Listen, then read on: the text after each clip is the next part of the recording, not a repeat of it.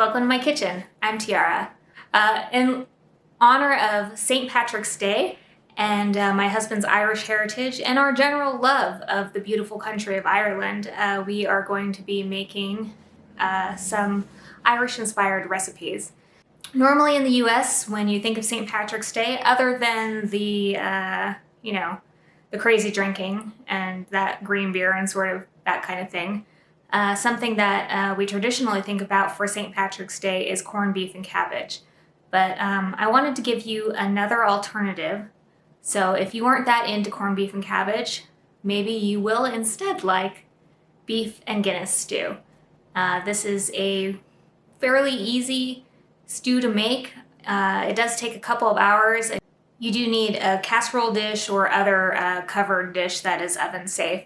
But other than that, it's pretty straightforward and the ingredients aren't too hard to find and it's generally just delicious. So let's go ahead and get started making it. We'll need 2 tablespoons of olive oil, 2 tablespoons of butter, about 1.5 pounds of stew beef, 2 large onions, either sliced or diced, 3 to 4 cloves of garlic, depending on your preference, 2 cups of mushrooms sliced, 2 sprigs of thyme, 3 tablespoons of all-purpose flour, 2 teaspoons of tomato puree or ketchup, 2 teaspoons of Worcestershire sauce, 2 cups of Guinness, 1¼ cups of beef stock, and salt and pepper to taste. All right, we're going to start by heating up our olive oil. And once that's nice and warm over a medium-high heat, I'm going to go ahead and add 1 tablespoon of butter and melt that in there as well. You can also do margarine instead of butter if you prefer. Once that butter is melted, I'm going to add in about half of my stew meat. And what we're doing now is we're just searing the outside, and that's going to help hold some of the juices in as it's cooking and make it nice and soft and tender by the time that it's ready to eat. So I will split these up a little bit. This is about half of the meat. I'm going to sear it for about 2 minutes on this side, and then I will flip it over and sear it for another minute on the other side. Okay, you can see it's starting to get browned and seared. Just flipping these over really quick, and then I'll sear this other side for about a minute. When you're done searing the first half of the meat, you'll want to put it into an oven-safe crock pot or casserole dish that has a lid. Make sure you keep the oil and the butter in there because you'll need to sear the second half of the meat. So I'll go ahead and transfer these over and I'll cook the rest of the meat, and then we'll come back and see what to do next. Okay, here's all of my seared stew meat in my cast iron crock pot. Like I said, you can use a casserole dish. It just needs to have something with a lid. So now really quick, I'm going to add some salt and pepper to the meat just to give it a little bit of flavor. Give this a quick stir. And then I'm going to go ahead and set it aside. Now I have the pan that I seared the meat in. You don't have to wipe it out. I'm putting it over medium heat. And now I am melting the other tablespoon of butter or margarine if you prefer.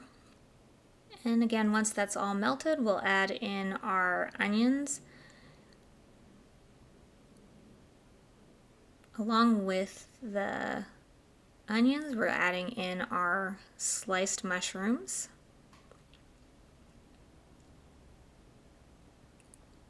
And our chopped garlic. I have a jar of chopped garlic, and that really makes life easier if you use garlic a lot.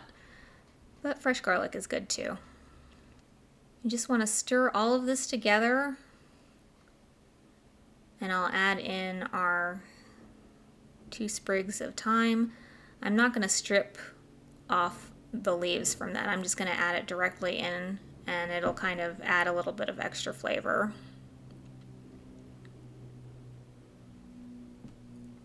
Just adding a little bit of salt and pepper. And then I want to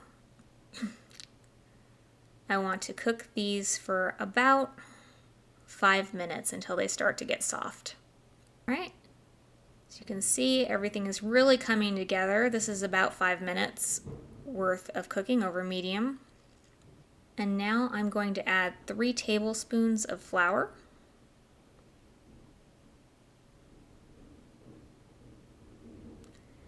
And just sprinkling it over the top. Here's our 2 teaspoons of Worcestershire sauce.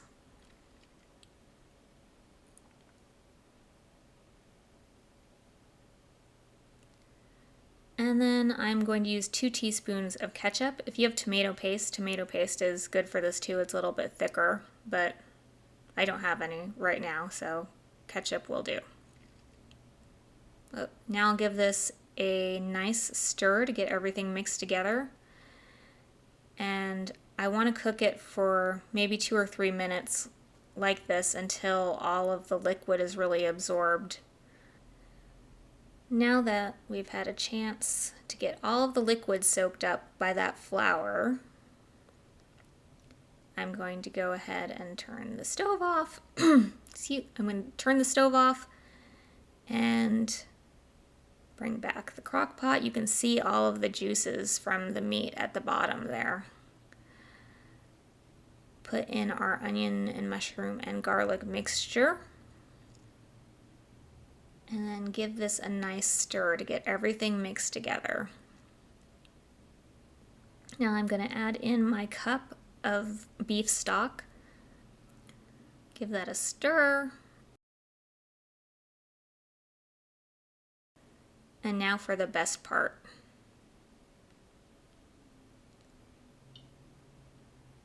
Two cups of Guinness. 2 cups of Guinness is about 1.5 bottles.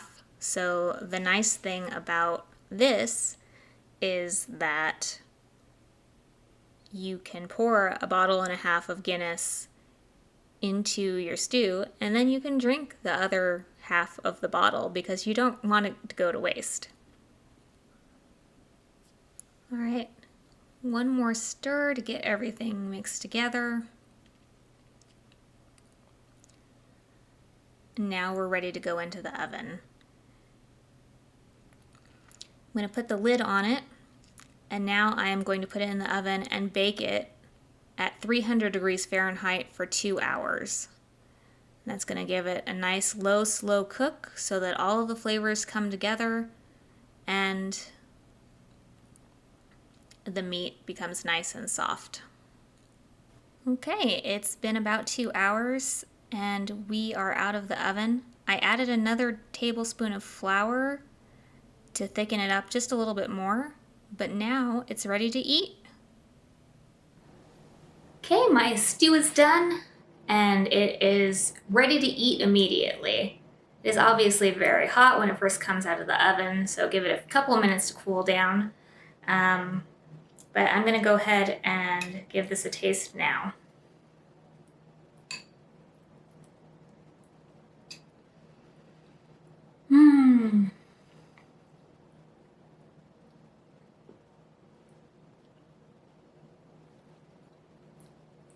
That's good. It has kind of an earthy taste from the mushrooms and a little bit of maltiness from the stout.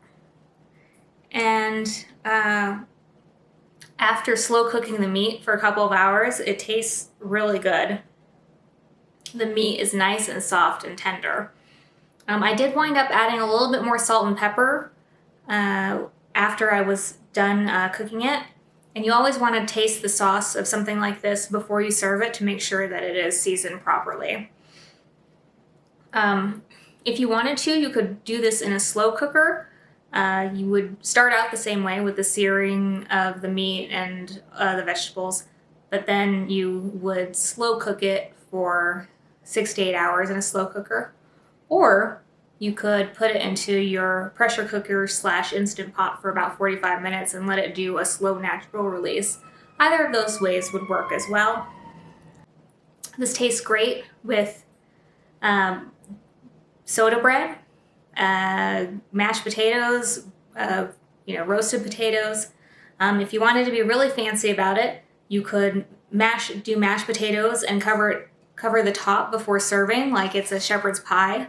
If you have some puff pastry, what you could also do is put all 4 servings that we made into individual oven-safe ramekins and cut out a circle of puff pastry and put it on top and bake it for about half an hour to give you a nice brown pie top to go along with it. But as for me, I'm going to grab a little bit of that brown soda bread that I made yesterday, and I am going to eat this stew with that bread, and it's going to be pretty awesome. So thank you for cooking along with me. If you make this, I'd love to hear what you think. Drop me a line, and don't forget to like and subscribe. And if you are already a subscriber, thank you very much for your support. I really appreciate it. And we'll see you next time. Bye-bye.